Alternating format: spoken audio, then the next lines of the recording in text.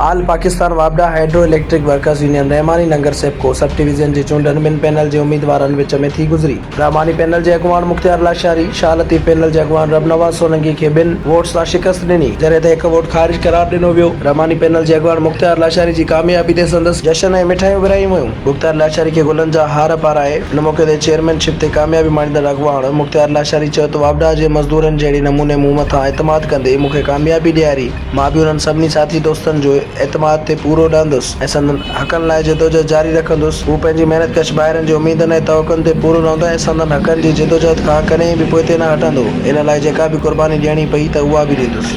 आल पाकिस्तान वापडा hydro electric workers union Rahmani Nagar SEPCO sub division जी चूंडनि ॿिनि panel जे उम्मीदवारनि विच में थी गुज़री। रहमानी पैनल जे अॻुवान मुख्तियार लाशारी शाह लतीफ़ पैनल जे अॻुवान रबनवाज़ सोलंकी खे 2 वोट्स सां शिकस्त ॾिनी, जॾहिं त 1 वोट ख़ारिज करार ॾिनो वियो। रहमानी पैनल जे अॻुवान मुख्तियार लाशारी जी कामयाबी ते संदसि जश्न ऐं मिठाइयूं विरहायूं वयूं। मुख्तियार लाशारी खे गुलनि जा हार पाराए हिन मौक़े ते चेयरमैनशिप ते कामयाबी माणींदड़ अॻुवान मुख्तियार लाशारी चयो त वापडा जे मज़दूरनि जहिड़े नमूने मूं मथां एतमाद कंदे मूंखे कामयाबी ॾियारी। मां बि उन्हनि सभिनी साथी दोस्तनि जो एतमाद ते पूरो रहंदुसि ऐं संदनि हक़नि लाइ जदोजहद जारी रखंदुसि। हू पंहिंजी महिनत कश ॿाहिरनि जे उमीदनि ऐं तवक़नि ते पूरो रहंदो ऐं संदनि हक़नि जी जदोजहद खां कॾहिं बि पोइते न हटंदो। इन लाइ जेका बि क़ुर्बानी ॾियणी पई त उहा बि ॾींदुसि।